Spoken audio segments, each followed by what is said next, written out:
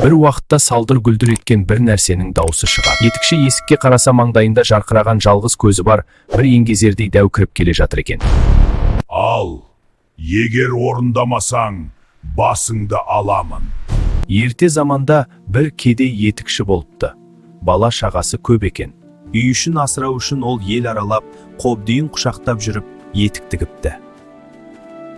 Күндердің күнінде қобдиын қолтықтап, таныс емес бір ауылға аттанады. Бұрын жүрмеген жолы болған соң, етікші адасып кетеді. Түн болады. Ақырында, етікші далада жалғыз тұрған иесіз үйге кездеседі. Иесіз қыстаудың ішіне кірген етікші пештің үстіне шығып, қобдиын басына төсеп жата кетеді.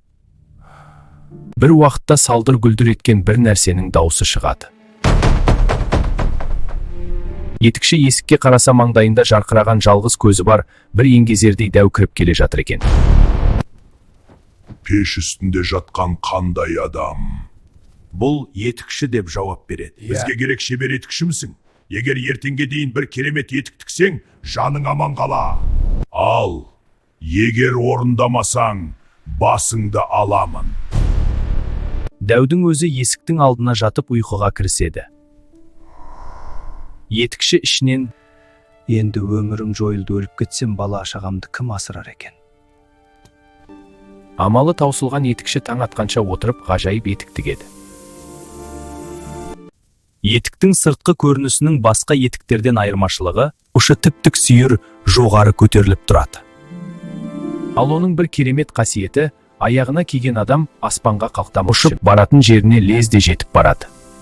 Бірақ ол дәудің оны оңай үйіне жібере қоймасын біліп. Бәрібір дәу қолынан өлемін, одан гөрі бұл дәуді өзім өлтірейін, деп өткір пышағын алады. Дәу ұйқыға кетті-ау деген кезде, етікші етігін киіп сыртқа шығады. Қалықтап ұшқан күйі қолындағы пышағымен дәудің жалғыз көзін түйреп алады. Ер болсаң екі соқ, дейді дәу. Бірде жетер, деп жауап береді етікші. Ал дәу жарақаттан табанда өлген екен дейді. Етікші сыртта тұрып әрі ойлап бері ойлап иесіз үйдің төбесіне шығып түнейді. Таң атқан соң дәудің үйін аралап қарап шығады. Үйдің бір қараңғы жерінде темір сандық тұр екен. Етікші темір сандықты әзер дегенде ашады. Оның іші толған алтын күміс екен.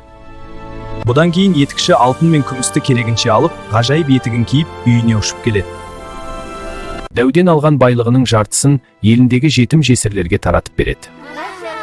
Осылай, етікші тұратын ауылдың тұрмыстары жақсарып, мұраттарына жетеді. Ал қартайған кезінде етікшіні балалары асырапты.